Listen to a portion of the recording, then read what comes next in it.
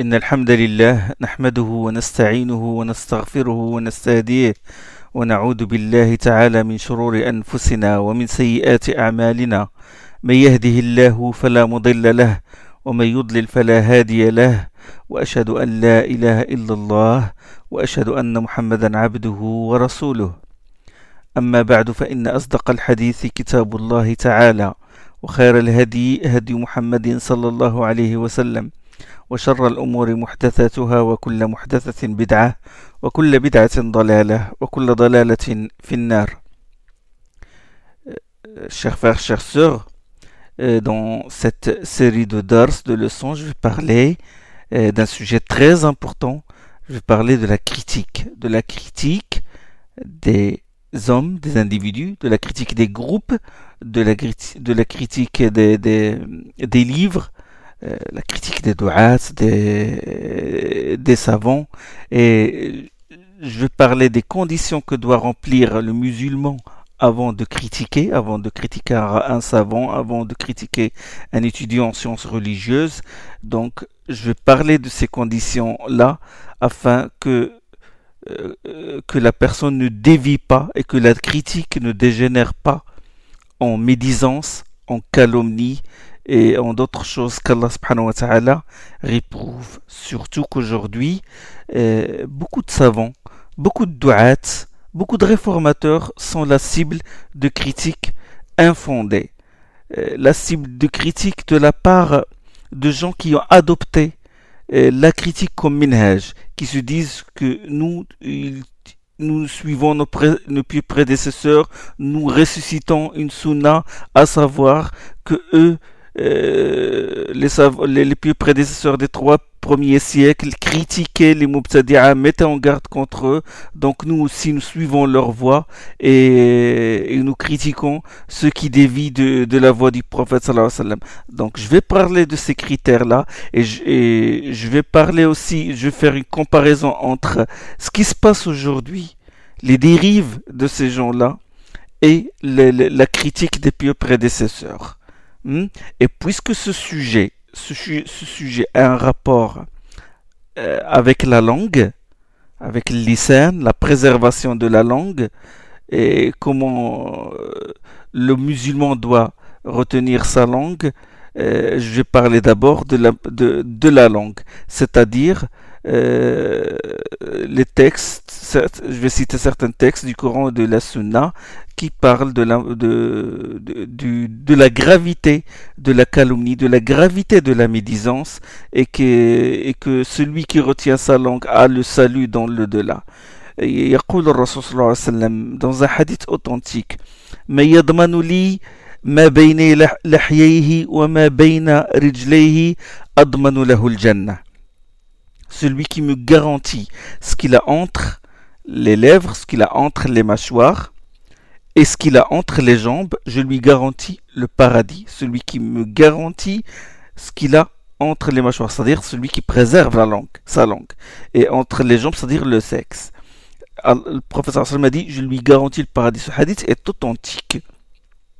Et le professeur sallam fut interrogé un jour sur ce qui fait entrer le plus les gens au paradis, et il a dit: la crainte d'Allah est la perfection des mœurs. Il a Rasulullah sallallahu alayhi wa sallam عن أكثر ما يدخل الناس الجنة فقال تقوى الله وحسن الخلق. Et on lui demanda pour quelle raison les gens entrent-ils le plus en enfer, qu'est-ce qui fait que les gens entrent en enfer?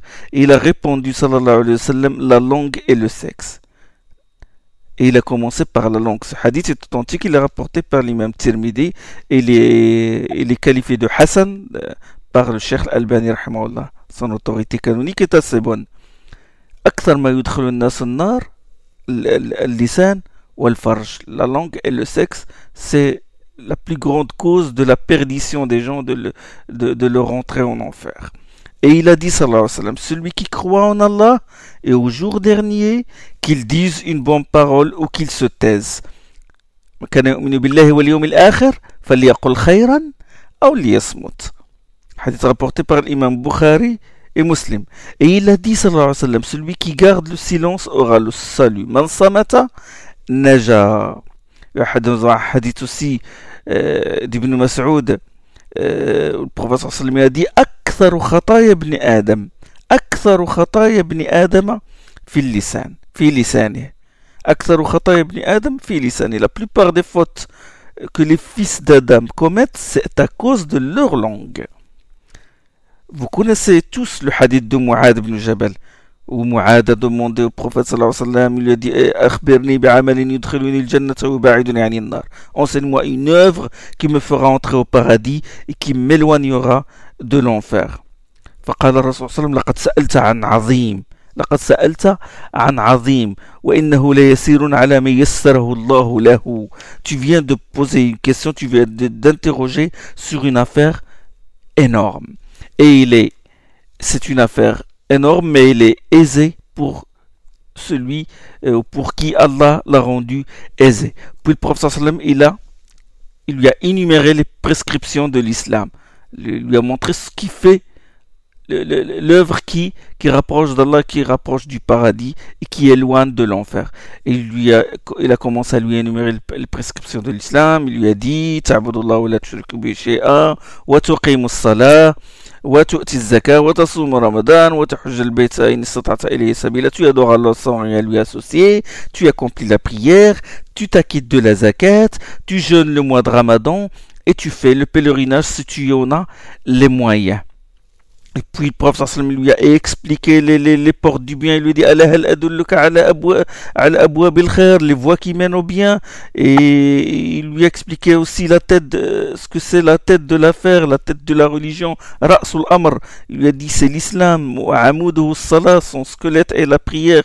Wa dirwatu sanami al-jihad, et son sommet c'est le jihad. Puis à la fin, quand tu lui as expliqué tout cela, les prescriptions, les préceptes de l'islam, il lui a dit ألا أخبرك بملاك ذلك كله. Veux-tu que je t'indique l'élément essentiel dans tout cela? فقال معاذ قلت بلى يا رسول الله. Bien sûr que oui, envoyé d'Allah, répondit Mu'ad. Milak, vous savez ce que ça veut dire Milak? ألا أخبرك بملاك ذلك كله. Milak, c'est l'élément par lequel l'homme maîtrise tout cela, c'est-à-dire toutes ses prescriptions. Toutes les prescriptions que le prophète sallam lui a expliquées dans ce hadith, ils lui seront faciles s'il saisit l'élément suivant. Milak al-amr. Il a dit, veux-tu que je t'indique l'élément essentiel dans tout cela? Mu'ad lui a dit oui, bien sûr. فأخذ بلسانه رسول الله صلى الله عليه وسلم.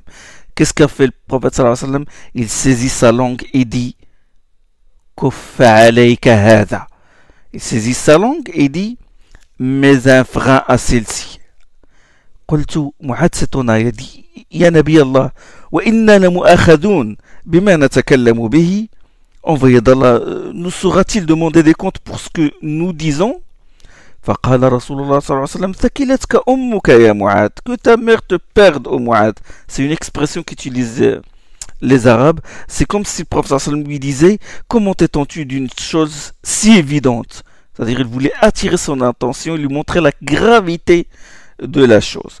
قال ثكلتك أمك يا معاذ وهل يكب الناس في النار على وجوههم وفي رواية على مناخرهم إلا حصائد ألسنتهم. Qu'est-ce qui fait qu'ils butaient les gens sur leur visage? Ou selon une autre version, qu'est-ce qui fait qu'ils butaient les gens sur leurs narines, dont le feu susnait sous l'action de leur langue? إلا حصائد ألسنتهم. حصائد lisan, littéralement, hasad, c'est la moisson. Littéralement, c'est ce que leur langue moissonne, si vous voulez. Le prophète sallam a comparé la langue à la faucille. Comme la faucille coupe toutes sortes d'herbes, bonnes ou mauvaises, sèches, humides, de même que la langue de certaines personnes, et lance les mots sans distinction entre ce qui est bon et ce qui est mauvais. Elle moissonne. Comme a dit le prophète, qu'est-ce qu'elle moissonne? La médisance, le mensonge, la calomnie, le fait de proférer la malédiction, l'injure, la polémique sans science, l'affectation, la dispute, le fait de qualifier quelqu'un de mécréant, le takfir, le fait de le qualifier de mubtadi' sans preuve, ou tadlil, d'égaré, tout ça c'est la personne, le serviteur en tiendra compte, et ça peut faire précipiter la personne en enfer. Il les culbute sur leur visage. De la langue, chers frères, de la langue dépend la foi du musulman. Vous vous rendez compte, Anas radiallahu anhu rapporte que l'envoyé d'Allah sallallahu alayhi wa sallam a dit: la foi du serviteur, la yastaqimu imanu abdin hatta yastaqima qalbu. La foi du serviteur ne s'améliorera pas, n'atteindra pas la perfection que si son cœur fasse preuve de rectitude. Wala yastaqimu qalbuhu hatta yastaqima lisanu. Et son cœur ne fera preuve de rectitude, ne se maintiendra sur la bonne voie que si sa langue se maintient sur la bonne voie. Hadith rapporté par l'imam Ahmed et il est qualifié d'authentique par Cheikh Al-Albani rahimahullah. Si la langue de la personne est mauvaise, alors sois sûr que son cœur est mauvais, que sa foi est faible. Pour vous montrer, chers frères, l'importance de la langue, c'est que chaque matin, tous les membres, tous les sens de l'homme avertissent la langue. عن أبي سعيد الخدري أن رسول الله صلى الله عليه وسلم قال: إذا أصبح ابن آدم فإن الأعضاء كلها تكفر اللسان. Lorsque le fils d'Adam se réveille le matin, tous les membres de son corps manifestent de la soumission à la langue. تكفر اللسان فتقول. Il manifeste, تكفر, ça veut dire qu'il manifeste de la soumission, et il le supplie. Il le supplie en ces termes. Qu'est-ce qu'ils disent les membres? فتقول اتق الله فينا فإنما نحن بك فإن استقمت استقمنا وإن اعوججت اعوججنا. Les sens de l'homme, toutes les parties de son corps, il supplie sa langue en ces termes. Il dit: crains Allah pour nous préserver, car nous dépendons de toi. Si tu te maintiens sur la voie de rectitude, nous nous maintiendrons sur la voie de rectitude nous aussi. Si tu dévies de la voie droite, nous dévierons nous aussi. Hadith rapporté par Tirmidhi, il est qualifié de Hassan, d'une autorité canonique assez bonne par Cheikh Al-Albani dans Sahih al-Jami'. Chers frères, chères sœurs, regardons-nous en face. Les assemblées auxquelles nous participons, quand les frères se réunissent dans un restaurant grec ou turc, ou quand les sœurs se réunissent dans une maison, ils parlent, d'accord. Ils pimentent leur discussion par la médisance, la calomnie, la moquerie, la rumeur, la mauvaise pensée, la critique, le dénigrement, la divulgation des secrets, surtout les sœurs, la divulgation des secrets conjugaux, dire sur telle qu'elle est grosse, qu'elle est petite, qu'elle est orgueilleuse, qu'elle est celle-là, qu'elle a divorcé avec un tel, etc., etc. En agissant ainsi, en calomniant quelqu'un, imaginez-vous, chers frères, chères sœurs, en train d'étendre au milieu de vous le cadavre d'un homme et en train de manger sa chair. Imaginez cette scène horrible. C'est exactement la scène qu'a décrite Allah subhanahu wa ta'ala au sujet de ceux qui médisent des gens. يقول الله سبحانه وتعالى في سورة الحجرات: ولا يغتب بعضكم بعضا أيحب أحدكم أن يأكل لحم أخيه ميتا فكرهتموه. Ne profitez pas de l'absence de l'autre pour médire. L'un de vous aimerait-il manger de la chair de son frère mort? Vous auriez cela en horreur. Imaginez cette scène horrible. Réfléchis, chers frères, réfléchis, chères sœurs. Combien de gens as-tu calomnié? Combien de gens as-tu critiqué, dénigré? Combien de gens as-tu dénoncé sans preuve? Combien de fois as-tu ébruité leurs nouvelles? Combien? 1, 2, 3, 5, une dizaine, des centaines? Tout cela te demanderont des comptes le jour de la résurrection. Ils ne te lâcheront pas. Connais-tu le hadith du fauché, hadith le muflis? Le prophète sallallahu alayhi wa sallam a dit un jour à ses compagnons: sauriez-vous me dire qui est celui que l'on peut qualifier de fauché? Atadruna min al-muflis. Ils répondirent, envoyé d'Allah, est fauché celui d'entre nous qui ne possède ni argent, ni bien al-muflisu fina, mais la dirham lahu wa la mata'. فقال رسول الله صلى الله عليه وسلم إن المفلس من أمتي من يأتي يوم القيامة بصيام وصلاة وزكاة. Dans ma communauté, le fauché est celui qui, le jour du jugement, aura à son actif la prière, le jeûne, la zakat. Ah, il a à son actif tout cela en bonne action. ويأتي وقد شتم هذا وأكل مال هذا وسفك دم هذا وضرب هذا فيعطى هذا من حسناته وهذا من حسناته. Mais qui a insulté. D'accord, il est venu avec de bonnes actions, le jeûne, la prière, etc. Mais qu'est-ce qu'il a fait? Il a insulté un tel, il a calomnié un tel, il a dévoré les biens d'un tel, il a versé le sang d'un tel, frappé un tel, si bien qu'on lui prendra ses bonnes actions pour les distribuer en dédommagement à ses victimes. S'il ne reste plus de bonnes actions pour dédommager ses victimes, on prendra de leurs mauvaises actions. On prendra de leurs mauvaises actions, on les jettera sur lui et on le jettera ensuite en enfer. Hadith authentique rapporté par Muslim. Imagine, tu te trouves sans rien. Déjà celui dont parle le prophète sallallahu alayhi wa sallam est quelqu'un dont la prière a été acceptée, dont le jeûne a été accepté, dont l'aumône a été accepté. Qu'en est-il de quelqu'un qui n'a à son actif rien? Ni prière accomplie de manière parfaite, ni jeûne complet avec ses règles et ses devoirs, ni aumône sincère. Quelqu'un qui... Allah subhanahu wa ta'ala, qu'Allah nous traite avec clémence et miséricorde. Des gens comme nous. Déjà, la personne n'a à son actif aucune bonne action et toute sa vie, il calomnie ses frères, il calomnie les du'at et les réformateurs. Tu penses, cher frère, que les choses sont sans gravité? Tu t'en prends à l'honneur de ton frère et Allah te laissera comme ça? L'honneur du musulman est sacré, comme a dit le prophète sallam lors du pèlerinage d'adieu.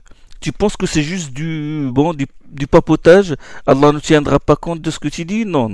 Allah subhanahu wa ta'ala la yadlim. Dans Surat Al-Kahf, Allah n'est inique envers personne.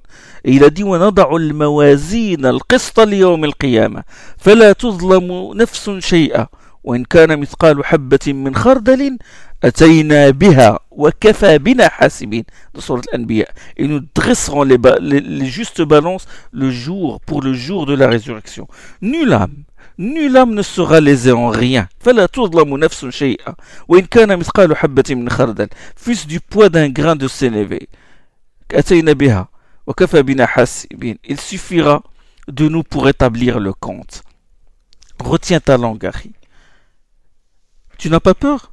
Le moindre mot que tu prononces sera tenu en compte. Quand la parole sort de ta bouche, il ne revient pas. Avant que le mot ne sorte de ta bouche, tu en es maître. Mais quand il sort, ça y est, tu en deviens l'esclave. Évite le langage superflu. Évite de parler comme ça. Allah subhanahu wa ta'ala يقول لا خير في كثير من نجواهم لا خير في كثير من نجواهم إلا من أمر بصدقة أو إصلاح أو إلا من أمر بصدقة إلا من أمر بمعروف أو صدقة أو إصلاح بين الناس. Dans Surat Nisa, ce verset-là, il n'y a rien de bon dans la plupart de leurs entretiens, à moins qu'ils ne s'y agissent d'ordonner une aumône, إلا من أمر بصدقة, ou une action convenable, أو معروف, ou une réconciliation entre les gens, أو إصلاح بين الناس. Celui qui ferait cela par désir de satisfaire Allah, nous lui accorderons une récompense magnifique, comme Allah a dit dans Surat Nisa. Évite de parler de ce qui ne te concerne pas. من حسن إسلام المرء تركه ما لا يعنيه, comme a dit le prophète sallam dans un hadith rapporté par Tirmidhi ibn Majah, et il est authentique. De la parfaite soumission de l'homme à l'islam relève son abstention en tout ce qui ne le concerne pas. Évite de polémiquer, de discuter sans preuve. Écoute ce hadith du prophète sallallahu alayhi wa sallam, lorsqu'Allah, le hadith où le prophète dit Inna abghad al-rijal ila Allah al-alad al-khasim, dans le hadith Bukhari. Le hadith se trouve dans Sahih al-Bukhari. L'homme qu'Allah déteste le plus est le querelleur acharné. Le plus grave, c'est quand il s'agit d'une discussion en matière de religion. وهذا كفر المراء في القرآن كفر. Toute vaine querelle sur le Coran est mécréance, comme a dit le prophète sallallahu alayhi wa sallam. Hadith rapporté par Abu Daoud et Ahmed, hadith authentique. Si tu veux savoir si des gens sont dans la bonne voie ou dans la mauvaise voie, alors observe-les dans leurs réunions. S'ils s'engagent dans des polémiques et discutent sans science, alors sois sûr qu'ils sont dans l'égarement. عن أبي أمامة رضي الله عنه. أبو أمامة il rapporte que le prophète صلى الله عليه وسلم a dit ما ضل قوم بعد هدى كانوا عليه إلا أوتوا الجدل. Des gens qui étaient dans la bonne voie ne se sont jamais égarés qu'après s'être livrés à la controverse. Hadith rapporté par Tirmidhi. Et c'est un hadith authentique. Hein? La controverse. L'un, il dit Allah n'a-t-il pas dit dans ce verset, dans tel verset, et l'autre il crie Allah n'a-t-il pas dit dans tel autre, et ils opposent certaines parties du livre d'Allah à d'autres, ou des hadiths à d'autres, sans science, sans connaître les fondements du droit, sans savoir si ce hadith-là a une portée générale, ou une portée particulière, ou il est restreint à un certain cadre, ou il a une portée absolue, ou, etc., etc. Ce sont les savants qui savent réunir les preuves, mais les opposer des hadiths avec d'autres hadiths, non. On entre dans le jidal, et ça, le prophète sallallahu alayhi wa sallam l'a qualifié de kufr et d'égarement. Le fait de parler dans la religion, le fait de parler au sujet d'Allah sans science, c'est grave. Allah subhanahu wa ta'ala l'a mis au même pied d'égalité que shirk, que l'association. Vous vous rendez compte, le shirk, يقول الله سبحانه وتعالى قل إنما حرم ربي الفواحش ما ظهر منها وما بطن والإثم والبغي بغير الحق وأن تشركوا بالله ما لم ينزل به سلطانا وأن تقولوا على الله ما لا تعلمون. Il a dit, Allah subhanahu wa ta'ala de Surat Al-A'raf dit, mon Seigneur a interdit les turpitudes, ce qui en est apparent, ce qui en est caché, le péché, la volonté de dominer sans le moindre droit. Et puis il a dit que vous n'associez rien à Allah, chose par laquelle il n'a fait descendre aucun argument, et que vous disiez au sujet d'Allah ce que vous ne savez pas. Et il a joint les deux, le shirk, hein, que vous n'associez rien à Allah, chose par laquelle il n'a fait descendre aucun argument, et juste après il a dit, et que vous disiez au sujet d'Allah ce que vous ne savez pas, sur le même pied d'égalité. Donc parler au sujet d'Allah sans science, c'est grave. La polémique, il durcit les cœurs, il divise les frères, elle crée le ressentiment et nourrit les rancunes. Le prophète sallallahu alayhi wa sallam a garanti une maison dans les faubourgs du paradis à celui qui s'abstient des querelles et des controverses, même quand il a raison. Il a dit Ana za'imun bi baytin fi rabadil jannah liman taraka al-mira'a wa in kana muhiqqan. Hadith rapporté par Abu Daoud. Quand tu ne connais pas de preuves, ne t'efforce pas, évite l'affectation, évite la polémique, évite aussi de médire des gens, de te moquer de quelqu'un, ou de l'insulter, ou de le maudire, ou de divulguer ses secrets. Évite la rumeur, évite de t'en prendre à l'honneur de ton frère musulman. Lors de son ascension nocturne, fil Mi'raj, le prophète sallallahu alayhi wa sallam a passé devant des gens qui avaient des ongles de cuivre. Imaginez cette scène horrible. Lahum adfarun min nuhas, avec lesquels ils font quoi? Avec lesquels ils se déchiraient le visage et la poitrine. Le prophète sallallahu alayhi wa sallam a vu cette scène horrible. Des gens, lahum adfarun min nuhas yakhmishuna biha wujuhahum wa sudurahum. Ils griffaient, ils déchiraient leur visage et la poitrine avec leurs ongles, qui sont des ongles de cuivre. Le prophète sallallahu alayhi wa sallam, il a dit qui sont ceux-là? Il a demandé ça à Jibril alayhi salam. Qui sont ceux-là au Jibril?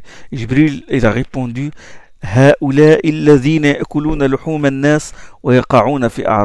sont ceux qui mangent la chair des gens en portant atteinte à leur honneur. Imagine cette scène. Le visage qui est la partie la plus belle de la personne, s'il est touché d'une simple égratignure, il est gêné et tout. Là, non. Ces gens-là sont en train de déchirer leur visage. Châtiment de quoi? Châtiment à cause de quoi?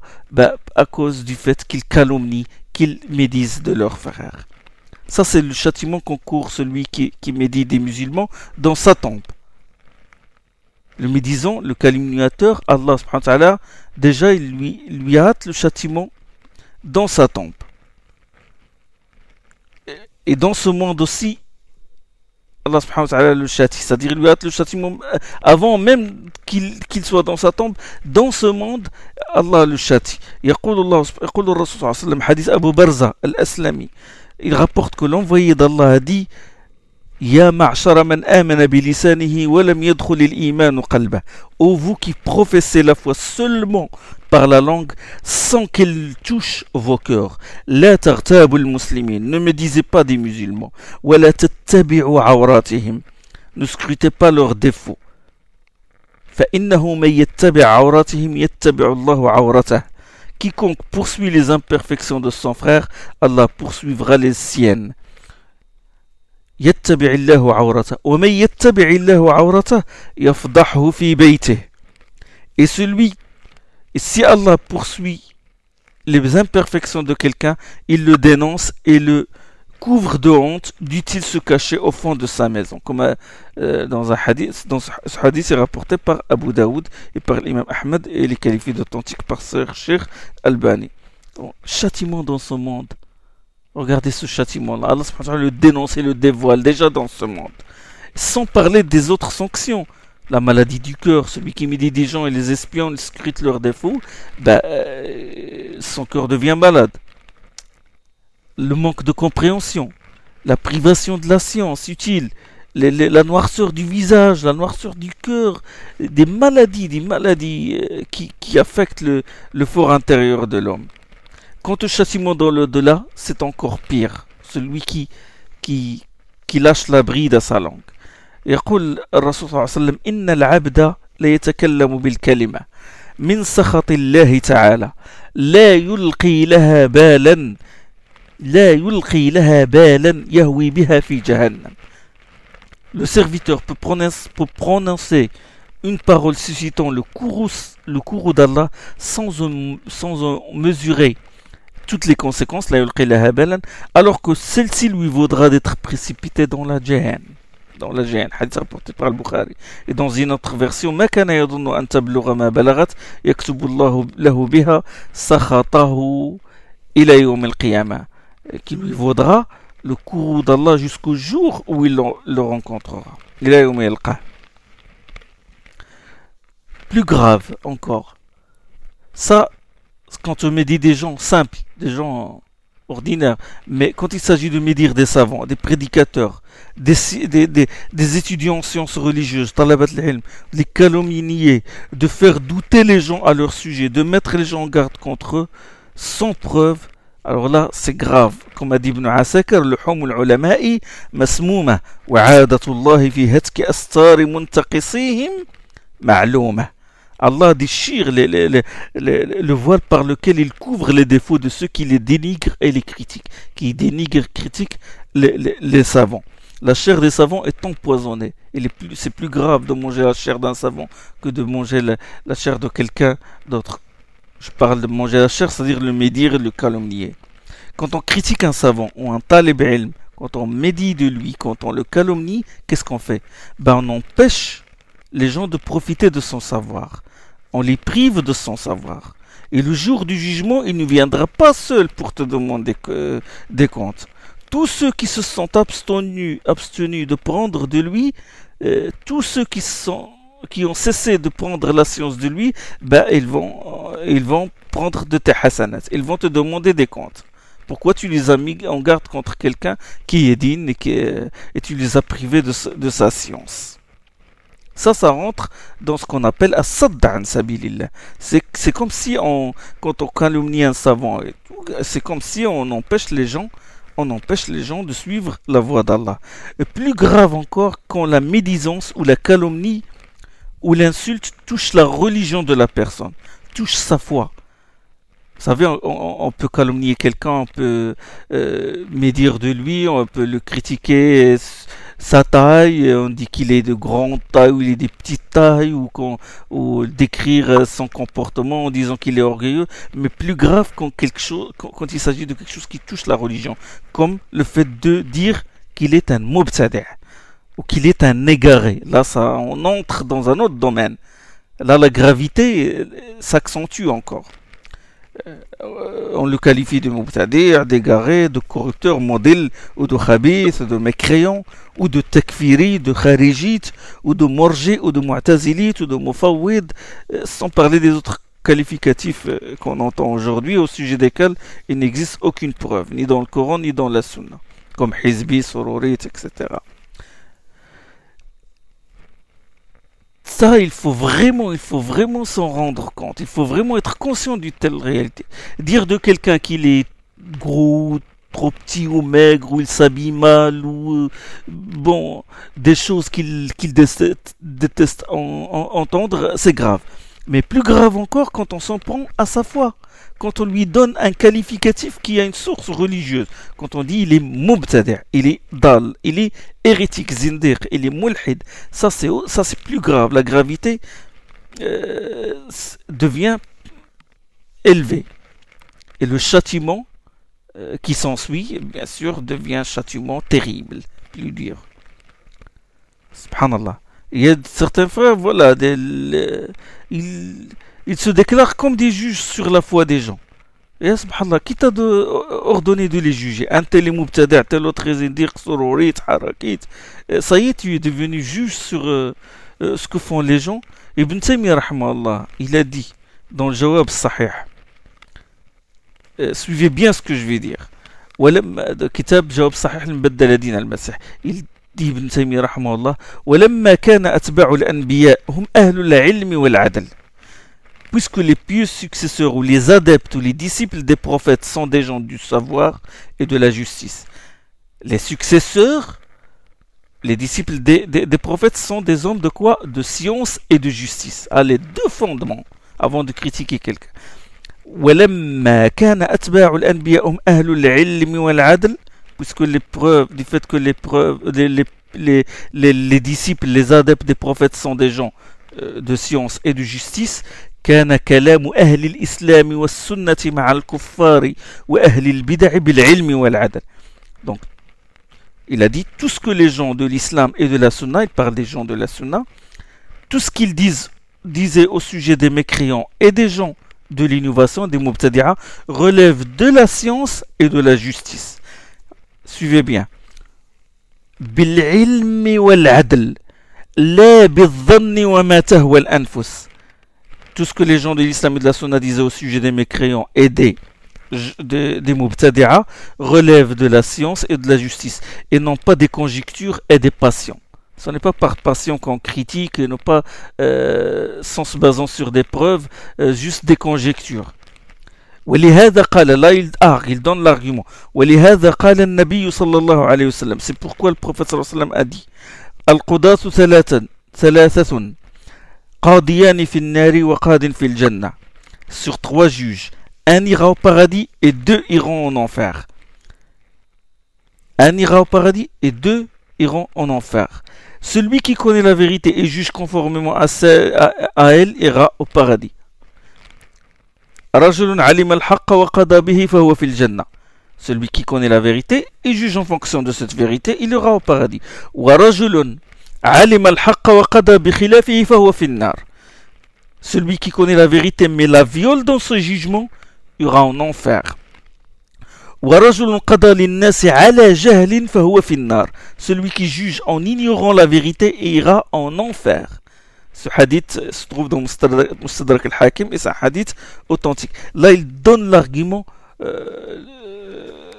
sur l'argument, la parole du prophète sallallahu alayhi wa sallam. Et suivez bien ce qu'il va dire par la suite.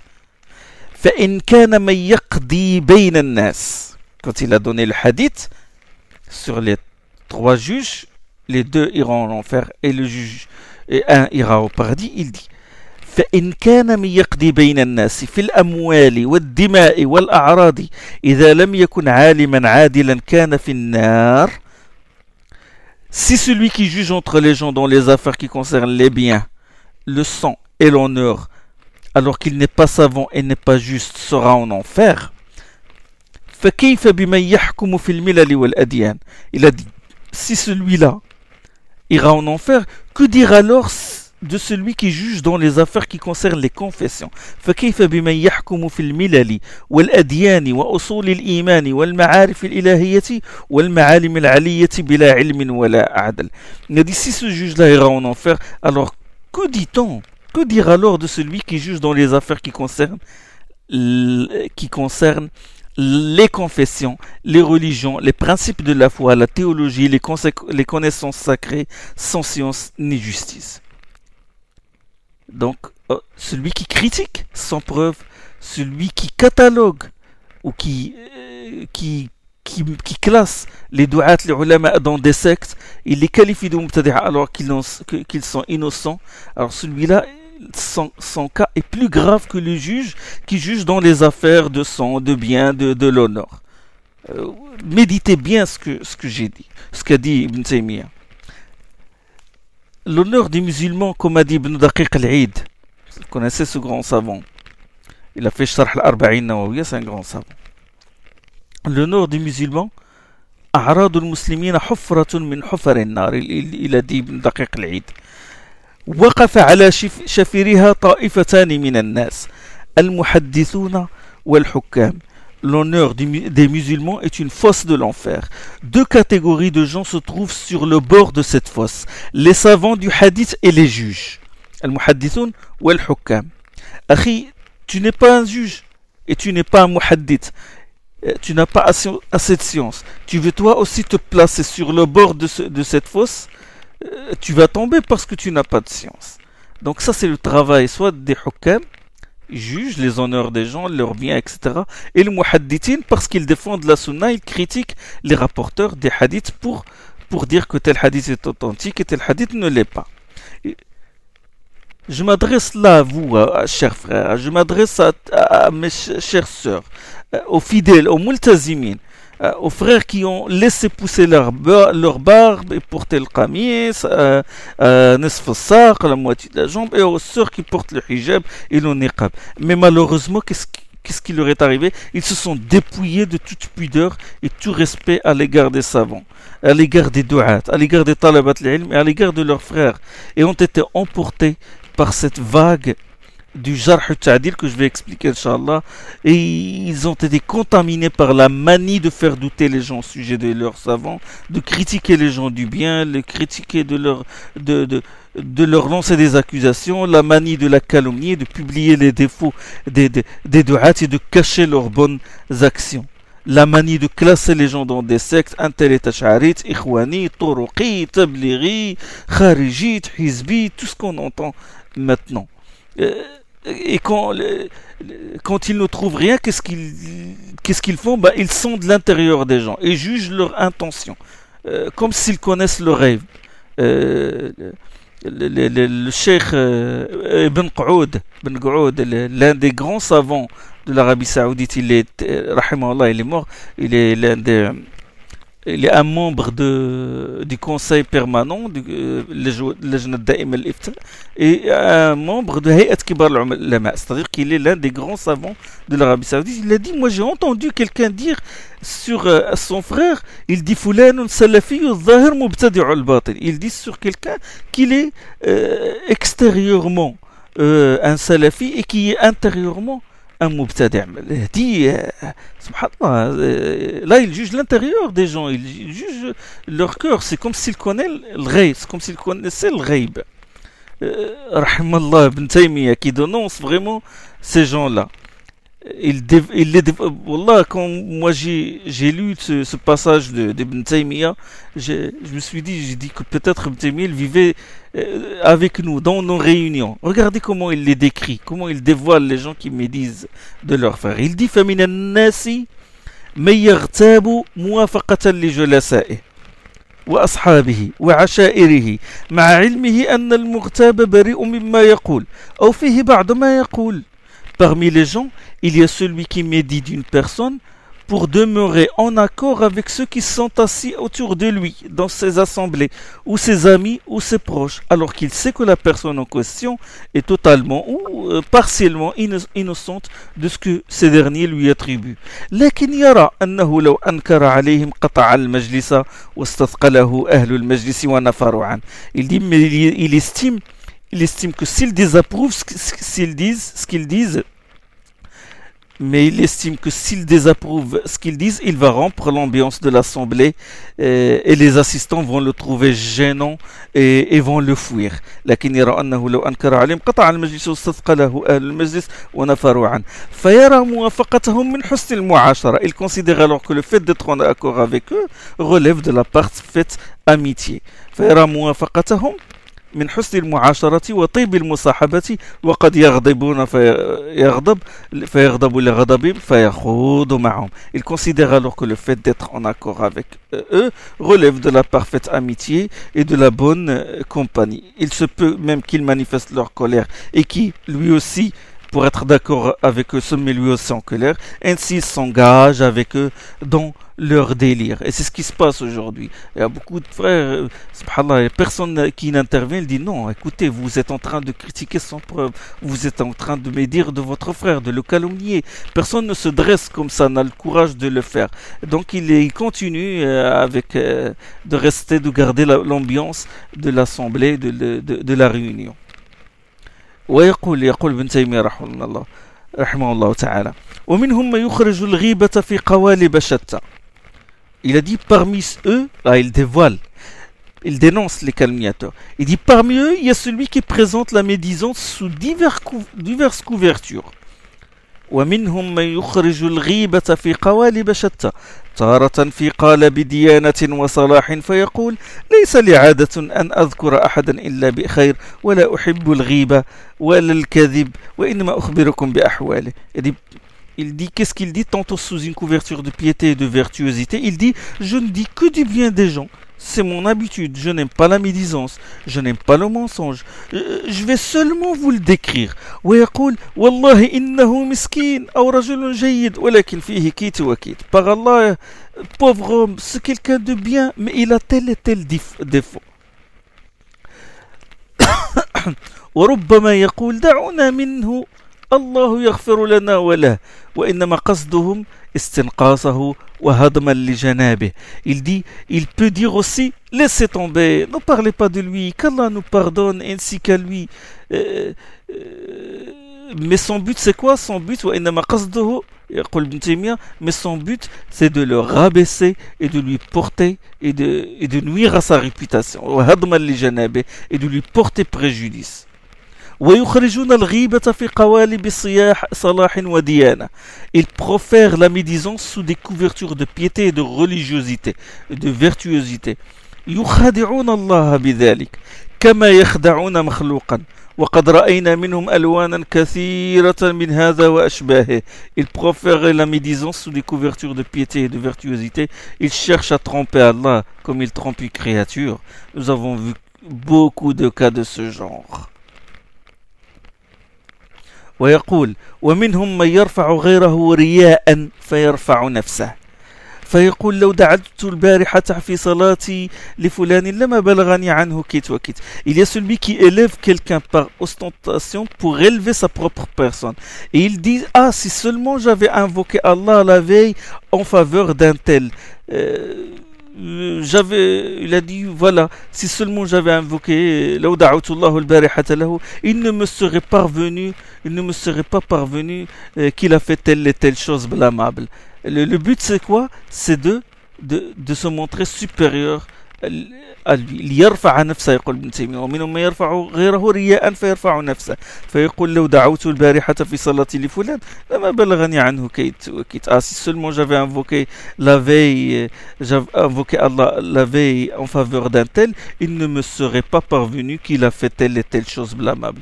Il dit ça, يقول ابن تيمية ليرفع نفسه ويضعه عند من يعتقده. Il dit ça pour élever sa propre personne et pour rabaisser la personne en question aux yeux de ses admirateurs.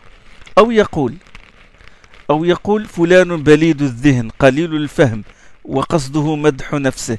Il dit un tel est stupide et manque de compréhension, voulant par là faire l'éloge de lui-même. Inch'Allah, la séance prochaine, je continue le reste de ce qu'a dit Ibn Taymiyyah rahimahullah. Subhanakallahumma bihamdik, shadu la ilaha illa ant, astaghfiruka wa atubu ilayk.